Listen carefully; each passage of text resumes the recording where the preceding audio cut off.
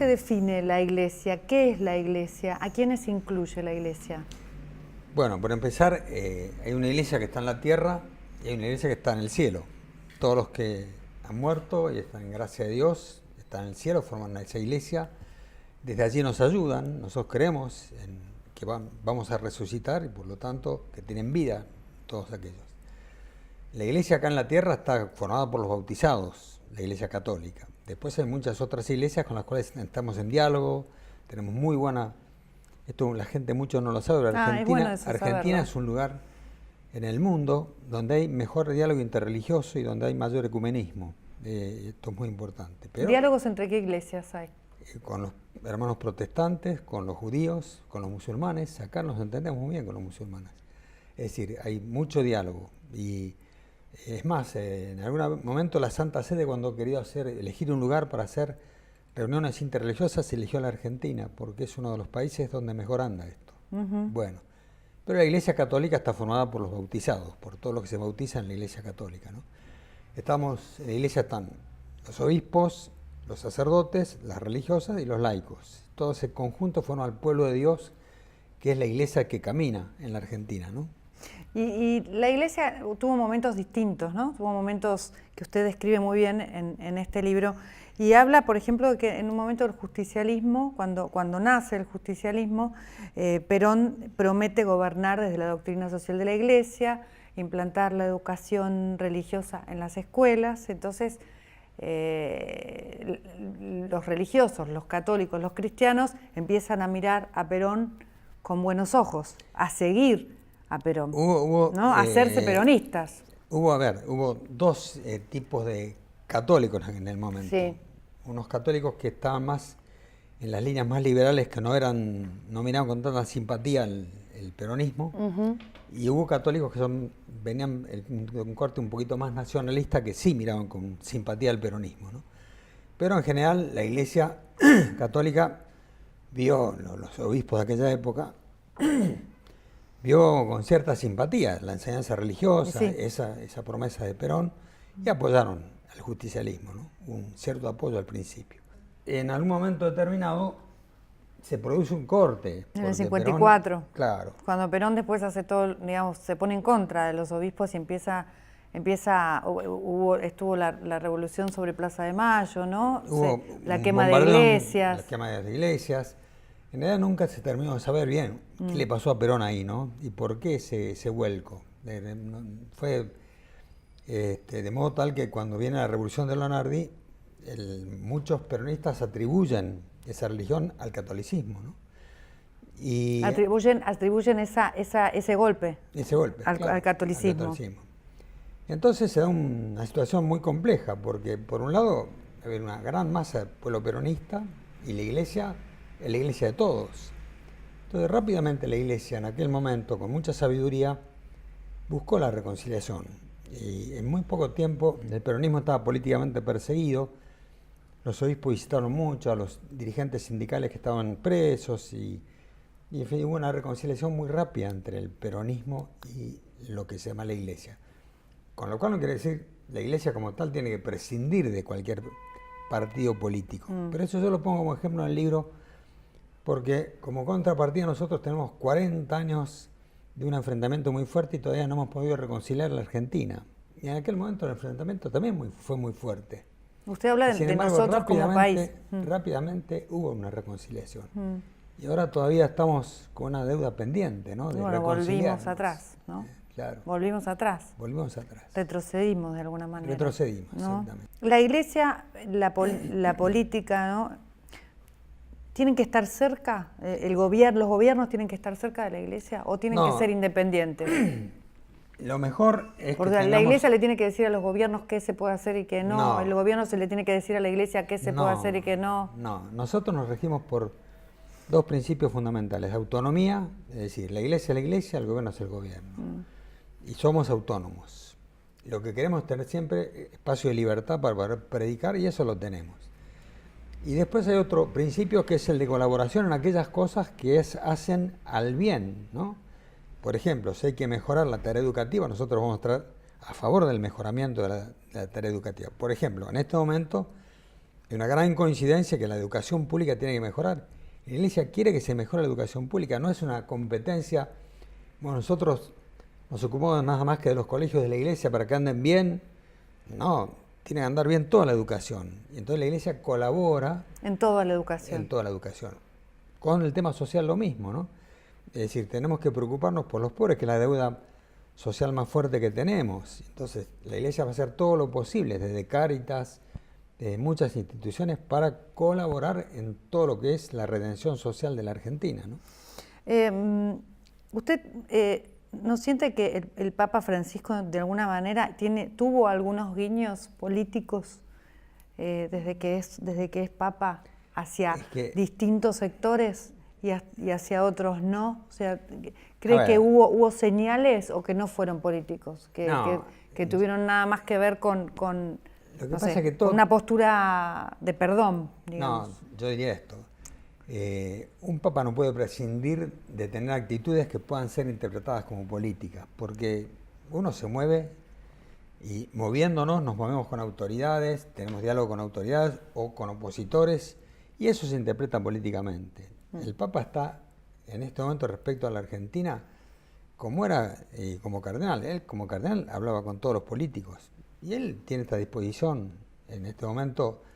Creo que este tipo de interpretaciones que se dieron en un momento de manera fuerte, ¿no? Como si el Papa privilegiara a unos sino a otros. Creo que se disipó mucho en una entrevista que tuvo el Papa con Morales Solá en La Nación. Sí. Ahí se disipó mucho todo este tipo de suspicacias, ¿no es cierto? Por ejemplo, hubo necesidad de hacer algo, ¿no? Había que hacer algo, porque si no era un lío bárbaro. Que fue un ejemplo discutido. Eve Bonafini, por ejemplo. El Papa la recibe. Y el Papa dice, ¿cómo no voy a recibir a una mujer que me pide una audiencia? Que tiene un hijo muerto. Y bueno, yo la recibo porque tiene un hijo muerto. Después pero no se puede sentir usado el Papa. Corre ese peligro. Por una persona que primero lo defenestró. Cuando al Papa lo nombraron Papa, que muchos argentinos estábamos muy felices, desde el kirchnerismo, los primeros momentos fueron de mucho repudio. Así es. Y fueron de un repudio conocido, digamos, ¿no? Y una de esas personas fue Eve Bonafini. Pero nosotros hablamos del perdón, está bien, pero bueno. Cosa que no habla nadie. No, pero por eso. O sea que hay que perdonar igual. No, yo puse como a todos hay que perdonar. Puse como ejemplo esto. Y voy a distinguir. Él la recibe por eso. De ahí a que el Papa vaya a hacer o vaya a interpretar la realidad argentina como se la explica de Bonafini, eso es otra cosa. Claro. Bonafini después hace sus declaraciones y ahí no es que el Papa va a escuchar la interpretación argentina de Bonafini. Para eso estamos los obispos, que somos los primeros consejeros del Papa acá en la Argentina, ¿no es cierto? Pero como tal, el gesto de querer perdonar, claro, puede ser un gesto controvertido, pero el Papa corre ese riesgo, ¿no? Como lo corría Jesús. Jesús, por ejemplo, muchas veces recibía publicanos y pecadores, y los fariseos decían, ¿cómo es que este recibe publicanos y pecadores? En esto el Papa hace exactamente, es un paralelismo interesante. Usted fue elegido obispo de Rafaela, ¿no? Obispo de Rafaela, sí. Obispo de Rafaela, y en ese momento era un momento muy convulsionado en la Argentina, ¿no? Año 77. Año 77. ¿Cómo fue la época para la Iglesia, esa época? ¿En qué posición estaba la Iglesia, ¿no? Fue la época más difícil porque teníamos hijos de la Iglesia en las Fuerzas Armadas y tenemos hijos de la Iglesia en las fuerzas guerrilleras. Porque muchos grupos guerrilleros, sobre todo montoneros, se formó con católicos que incluso muchos provenían del nacionalismo, de una extrema derecha casi. Pero eran nuestros hijos y se mataban entre ellos. Por eso el momento más difícil de la Iglesia, como creo que de la Argentina del siglo pasado, ¿no? Fue el momento más difícil. Pero lo vimos con mucha angustia. Me tocó ser obispo en Rafaela y evidentemente yo tuve ahí, no bien yo llegué, detuvieron chicos, tuve que preocuparme por ellos, en fin. Hicimos todo lo que pudimos. Sí, usted lo cuenta en el libro. Y después pedimos perdón 2 veces públicamente a los obispos por no haber haber estado a la altura de las circunstancias. ¿Qué es lo que siente usted que no pudieron hacer? Y quizás no denunciamos con tanta fuerza, porque tampoco se sabía tan claramente, pero no denunciamos con tanta fuerza todas las atrocidades que cometieron los militares. Tampoco nos hicimos tan responsables de salvar a algunos chicos que podrían no haber entrado en la violencia y eran chicos católicos y quizás no hicimos todo lo posible para que esos chicos no entraran en la violencia. Bueno, fueron pecados de omisión, por decir así, ¿no? Pero quisimos pedir perdón, lo hemos hecho 2 veces y en eso, como todavía la reconciliación es una deuda en la Argentina, queremos seguir avanzando en esta actitud de que hay que saber perdonar, de que hay que saber encontrarse y si no hay encuentro va a ser difícil que podamos zanjar todas esas heridas del pasado, ¿no? Usted habla mucho de que... El Papa decía perdón respecto del pasado, ¿no? Muy importante. En lo ¿Francisco? No, eso lo dijo Juan Pablo II. Ah, Juan Pablo II. Perdón con respecto al pasado. Claro, pasión por el presente, es esperanza para el futuro. Perdón con el pasado, pasión con el presente, esperanza con el futuro. Ya me la llevé del otro programa, me la llevo de nuevo. Este encuentro tiene que ser hecho con pasión. Esto tenemos que hacerlo con pasión. Es pasión. ¿Usted siente que hay pasión acá o no? Claro, por supuesto. Bueno, y hablando un poco de esos 2 componentes de la libertad y la justicia, ¿no? En aquel momento esa justicia se buscaba con violencia, ¿no? Y ustedes... no están a favor de la violencia. Nunca estuvimos a favor de la violencia. Pero hay muchos, hay un sector de la Iglesia que sí apoyó de alguna manera esa movida. Y bueno, ¿no? eso fue, por eso digo, fue el momento más difícil porque tanto en un sector que estaba en las fuerzas guerrilleras como el sector que estaba en las Fuerzas Armadas, que se decían católicos, usaban la violencia, ¿no? Y eso, por eso digo, fue el momento más difícil de nuestro pasado reciente, ¿no? Usted habla nombra a Arturo Frondizi también en el libro como un hito de una persona que sí quería de alguna manera lograr esta integración, ¿no? Así es. Esta integración entre el desarrollo, la evolución, la libertad, sin violencia, ¿no? Integración de los distintos sectores. ¿Y por qué no prosperó Frondizi?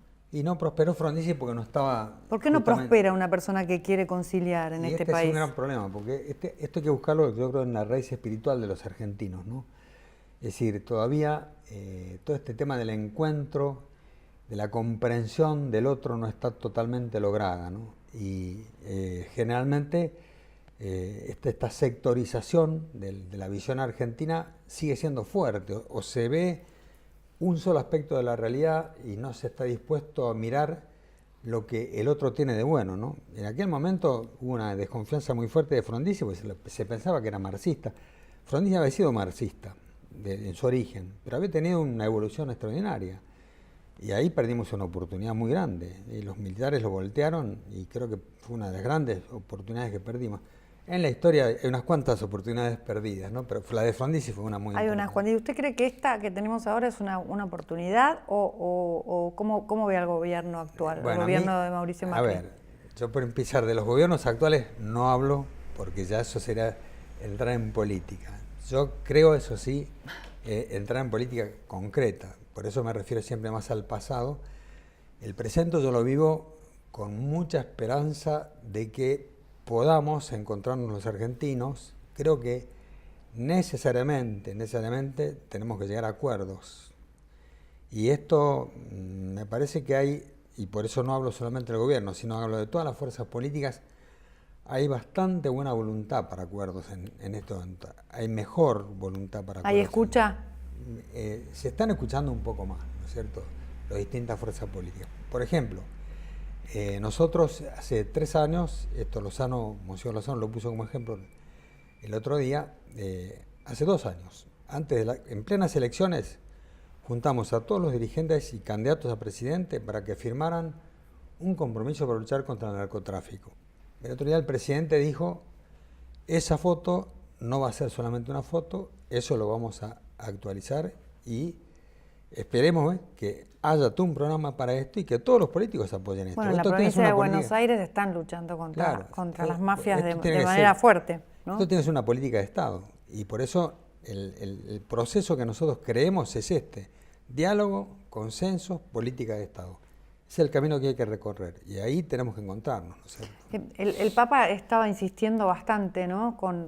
Incluso armando un grupo de sus representantes aquí dentro de la iglesia para luchar un poco por que no haya más despidos, porque se piense un poco en la igualdad, porque se cuide el tema de las tarifas y de la inflación, ¿no? Como hablando de alguna manera de que en este momento estaban sucediendo cosas que a él no lo tenían muy contento. ¿Usted cómo lo ve eso? El Papa en general no, de cosas tan concretísimas no ha opinado. Él siempre tiene, como los obispos argentinos ponemos, ¿no? Decimos, tenemos, lo dijimos en el 2008, previo al 2010, lo dijimos ahora en el 2016, previo al 9 de julio. La deuda más importante que tenemos los argentinos es la hipoteca social, el 30% de pobreza. Entonces, todo lo que sea trabajar para que todos los argentinos tengan y vivan la dignidad de hijo de Dios, es un trabajo que la Iglesia va a alentar siempre, ¿no? Y esta es la clave en la que todos tenemos que unirnos para trabajar. ¿Usted cómo vive, Monseñor, que estos 12 años se haya hablado tanto de que se estaba gobernando para la gente y que esta deuda siga existiendo de la misma manera o peor? Bueno, esto es una de las cosas que nosotros tenemos que mirar con mucho detenimiento. Creo que es muy importante que se clarifique bien todo lo que sea el tema de corrupción, que todo lo que sea, que desaparezca de la vía del Estado y que desaparezca de la política, que desaparezca de la vida argentina todo el tema de la corrupción. Hasta salpicó la iglesia la corrupción. Por supuesto. Con el tema de López, ¿no? Tal cual. Bueno, eso para nosotros ha sido importante. Es muy importante que esto se clarifique. Y por lo tanto es muy importante que la justicia actúe, ¿no es cierto? Eso lo vemos también como algo muy importante. Bueno, Monseñor, usted me habla entonces de perdón en el pasado, pasión en el presente y esperanza en el futuro. ¿Usted qué espera para el futuro? Bueno... Porque pasión la tiene, ya lo vemos.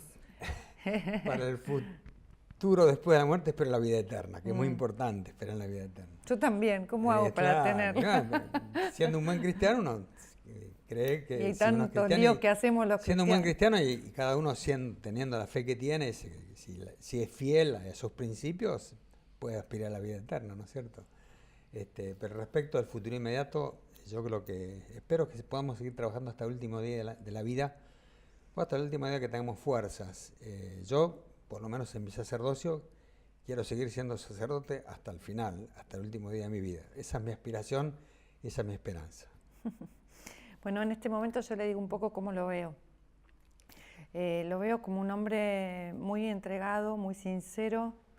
Me gusta que hable de perdón, que hable de reconocimiento y además un hombre apasionado, ¿no? que siempre se está metiendo en los temas álgidos de la Argentina también, no solamente habla de la iglesia y de lo que eso significa, sino que también se preocupa por cómo va nuestro país y cómo va para adelante y cómo fue para atrás, ¿no? Qué cosas hubo que rectificar. Muchas gracias por esta entrevista, gracias por recibirnos. Muy bien, una bendición para usted y para todos, muy bien. Muchas gracias. Le doy un regalo que son anteojos de mi marca, que no sé si usted usa anteojos. Anteojos. Se los puede hacer y una botella de Chandon. Bueno, muy bien. Bueno, muchas gracias. Muchísimas gracias. Muchas gracias a ustedes.